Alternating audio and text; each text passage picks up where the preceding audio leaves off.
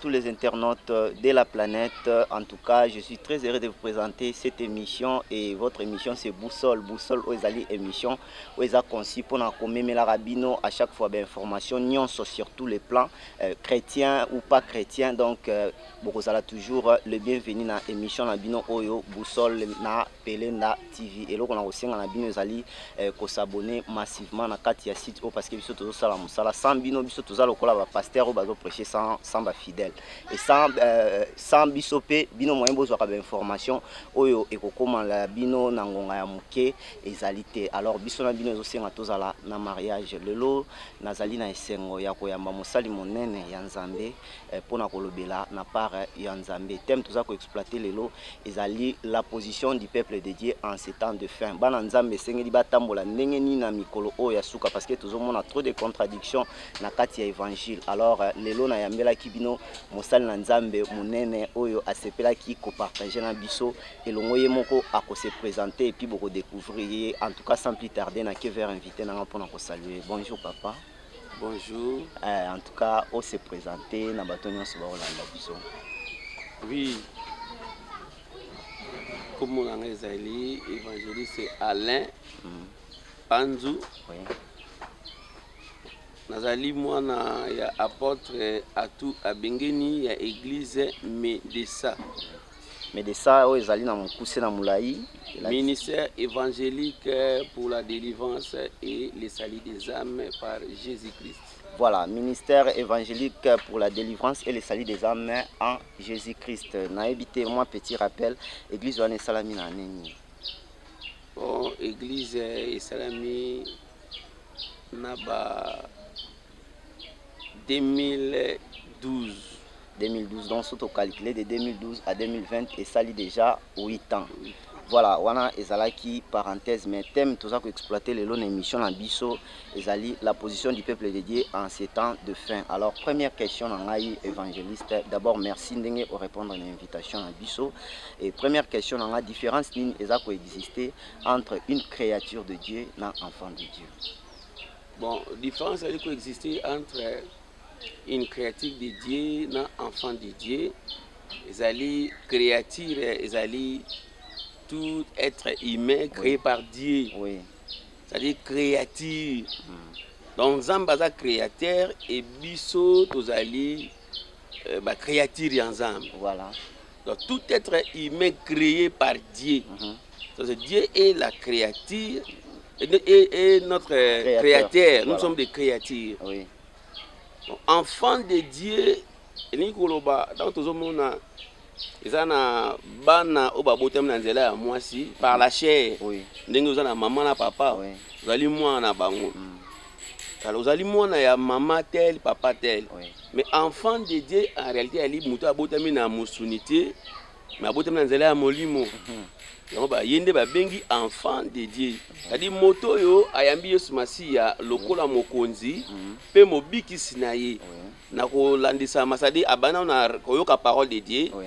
À se repentir, à se convertir, à renoncer ma bé, à ndimi kozwa baptême, nanzela ya mai, ndakomi né de nouveau.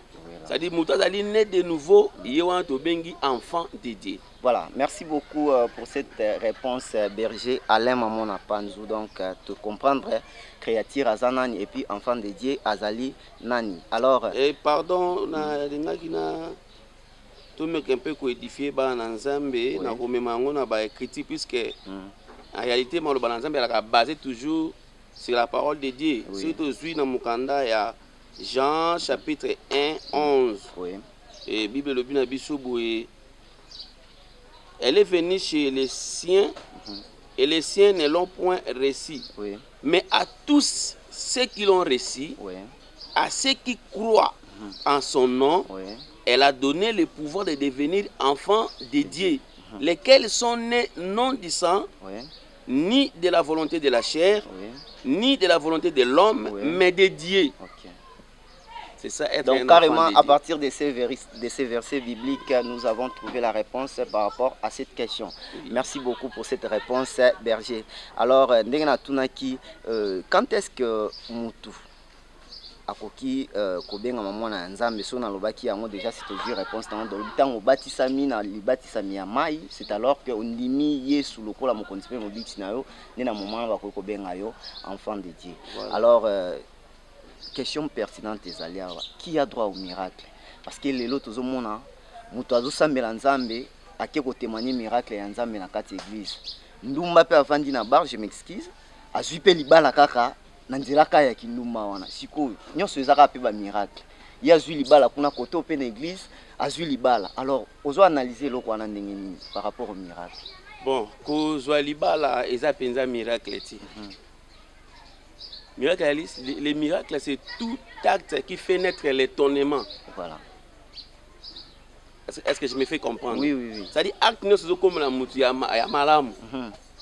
Ko leke la batu. Voilà. Yango ba bengi miracle.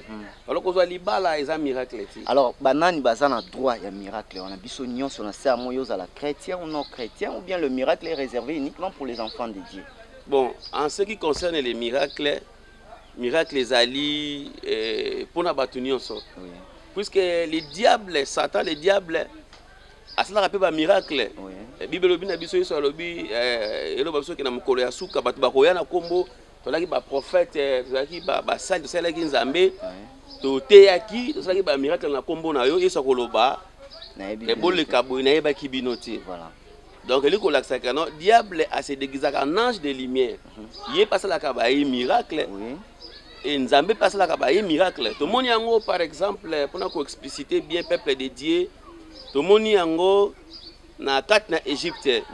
To mona ki pharaon na Moïse. Moi ko mécanisera ki wana. To moni pharaon abimsaki ba nyoka ebele. Et Moïse peut voir qu'il na mabele sa ki ni bongo na ki nyoka. C'est qui miracle. Parce que nzete e bongo na nyoka, c'est ça le miracle. Et loko zo lekela batu. Hein? Donc miracle c'est loko moya li surnaturel. Voilà. Ezali en dehors de la nature. Non ce monde dans la nature, on a na mo ezali miracle ti. Donc mutazo bela abotama makoleza ko bukana. Ata bokena na hôpital makolego zonga na santé normale ti. Alors pesonga na santé normale, il faut miracle ça les. Donc ezali loko mo ezali surnaturel. Voilà. On a na moto iko zo yango ti. Donc par là au koyebisa biso que ba miracle nyonso ezali ko uta na nzambe te, c'est que bana na nzambe basala ke ba face na ba miracle. Mais ba miracle ya nzambe ezarape na mo ba mbuma nango par rapport na ba miracle msusu o ya diable. Donc na ba miracle nzambe tozo retrouver par exemple muto yu apamola mina nzambe azala orgueillete mo ba fruit ezali ezola que miracle uti na nzambe. Donc pour le peuple de Dieu, il faut faire très attention par rapport aux miracles. Mais miracles les a destinés pour la moutonnion so salami na lilingi ya nzambe. C'est un peu ça votre réponse? Non, c'est pas ça. Ouais. Miracle au salami na nzambe, tout par exemple Marc chapitre 16. Oui. Verset 16 pour nous expliciter peuple, pour éclaircir peuple de Dieu. Marc chapitre 16 verset 16 balobi na biso boye. Na tangi na kombo na Yesu. Celui qui croira et qui sera baptisé sera sauvé, mais celui qui ne croira pas sera condamné. Voilà. Toujours 17. Voici les miracles qui accompagneront ceux qui auront cru en mon nom. Voilà. Voilà, ils chasseront les démons, ils parleront de nouvelles langues. Donc, chasser les démons, c'est un miracle. Parler de nouvelles langues, c'est un miracle. Ils saisiront des serpents. S'ils boivent quelques breuvages mortels, ils ne leur feront point de mal. Ils poseront les mains aux malades. Et les malades seront guéris. Voilà. Donc pour ceux qui auront cru en Jésus. Voilà. Donc pour obtenir un miracle, la première chose, c'est de croire en Jésus-Christ. Voilà. Devenir un enfant de Dieu. Croire que Jésus-Christ est capable de me guérir. En lui que je peux prendre tout. Je peux avoir des miracles. Voilà, merci beaucoup Berger pour cette bonne réponse. Mais déjà, naebi ke bana na nzambe nyonso bakolanda biso na mokili mobimba bazali édifié na kombo na Yesu Masia. Et maintenant, s'il faut faire le bilan de l'évangile en RDC, est-ce une flatterie ou c'est réellement le salut pour les hommes? évangile lelo na RDC bulu yekeza makasi ngai nde boya awa kuna te awa soki nzambe anani soki nzambe anani ekomi flatterie ou bien tous ces gens là baza wana mpona sali des âmes komema bato na lola.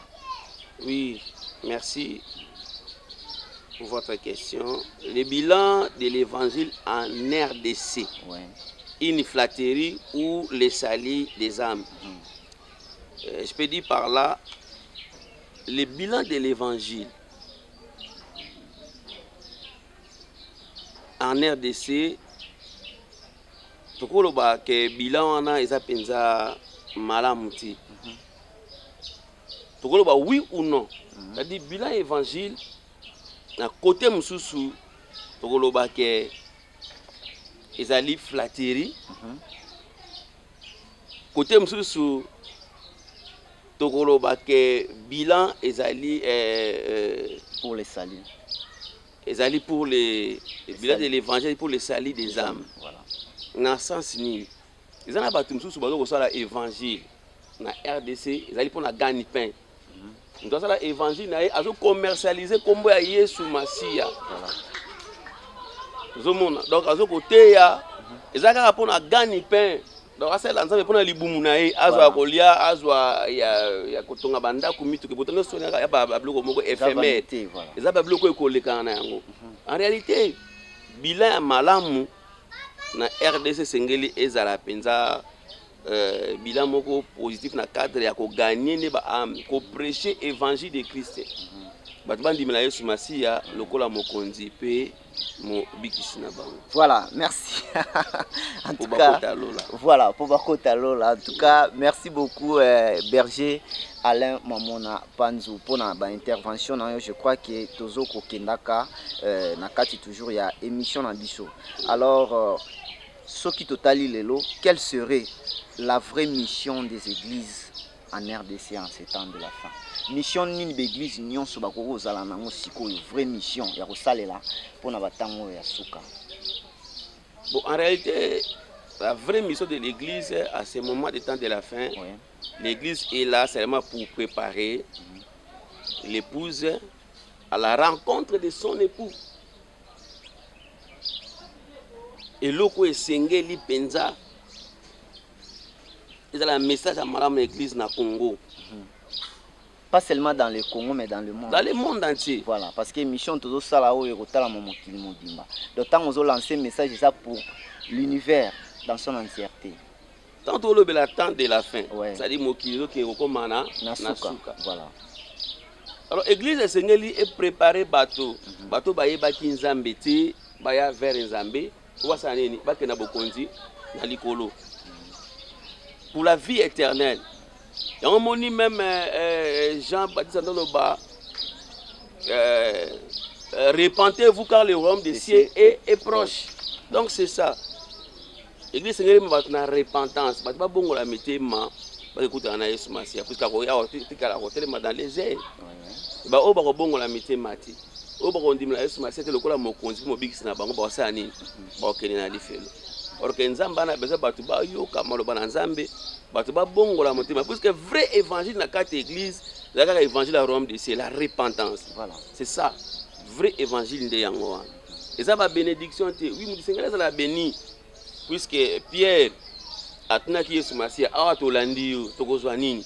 La Bible c'est pour là pourquoi bo c'est pour là parce que na temps présent zomona bokozwa au centuple et na temps à venir ba comme on a bien aussi nini comme on a beaucoup ya bon monde bato ba sala na Sengeli ba sepela mais ko chama kaso na ko sepela ti zomona na mi bale ali comme on a eu comme on a beaucoup ya bon monde.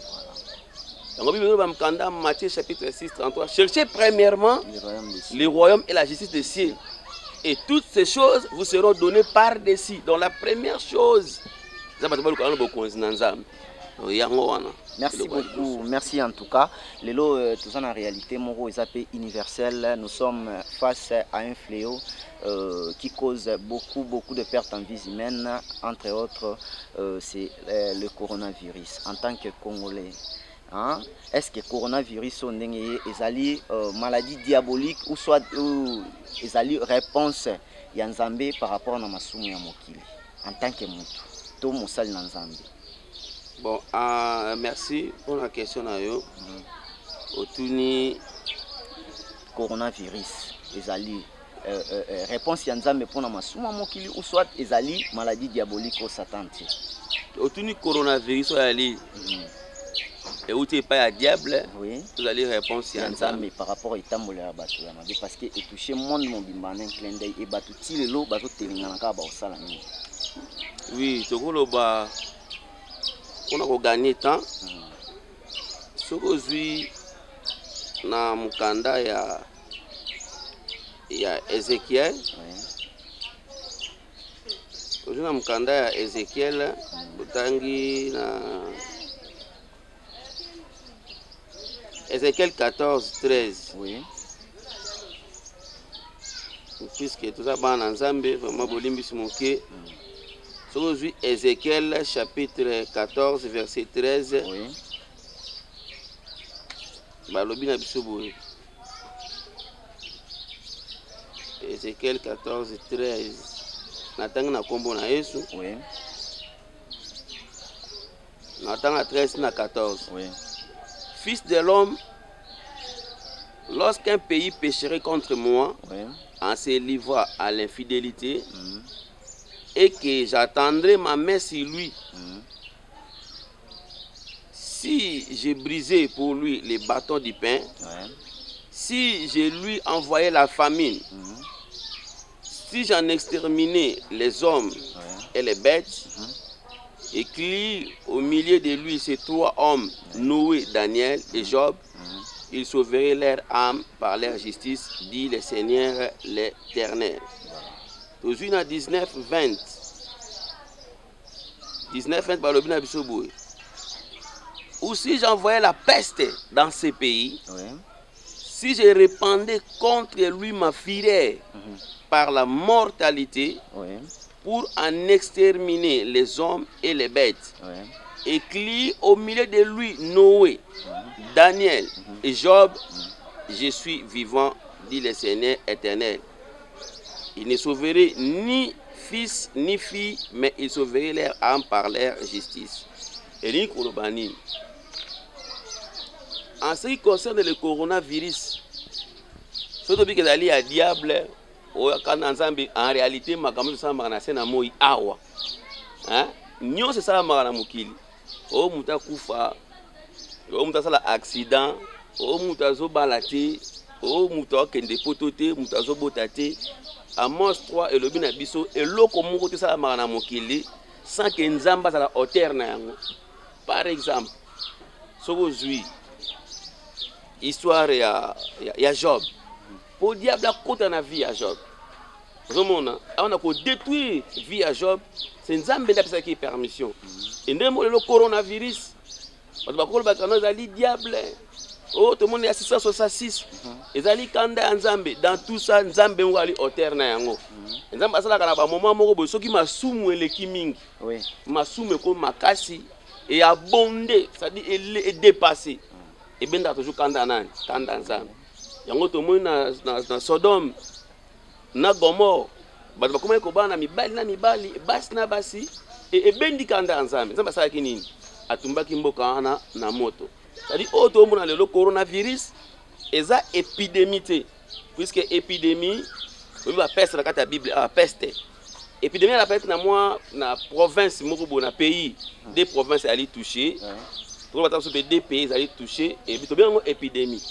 Mais ce comme le monde entier va comme frapper na maladie wana to bengi yango nini pandémie. Donc c'est le ko le lisa mokili mobimba. Alors bato sengeli pas comprendre que zali kanda na Nzambe. Et que diable asali boy oh non ezande kanda na Nzambe. Mona ke Nzamba zali corona nyonso. Parce que dès la décision mais Nzamba ali capable de décision pe likolo ya diable. Diable ko loba non Nzamba lobi oui. On Nzamba lobi oui mutu mota ko effacer ko longola yango. Donc coronavirus en vrai dit na sumunde leki.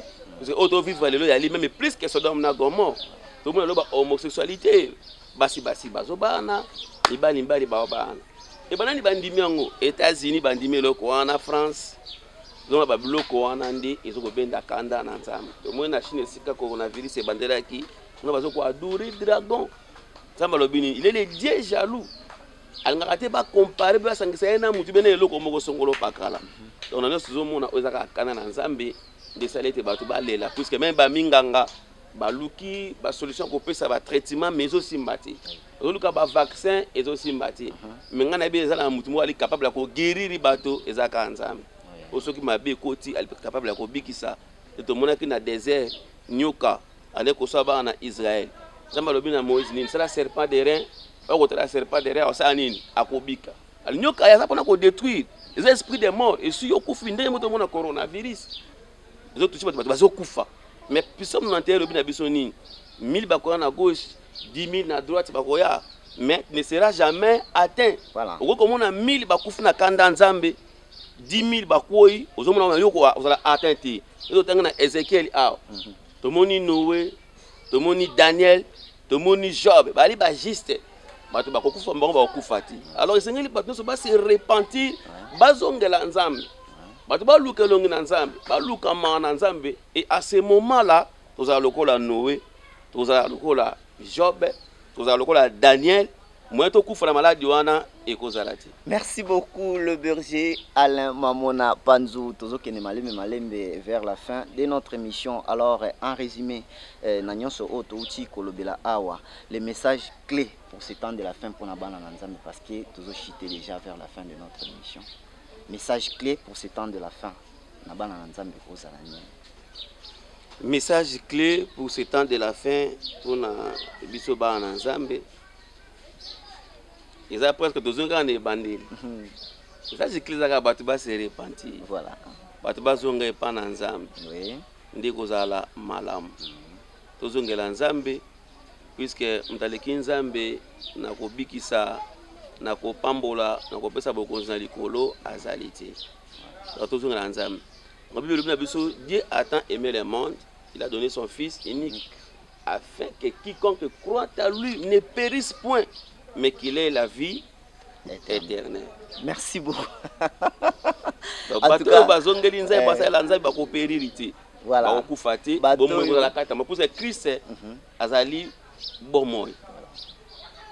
Jésus-Christ en nous, il est la lumière, il est la vie.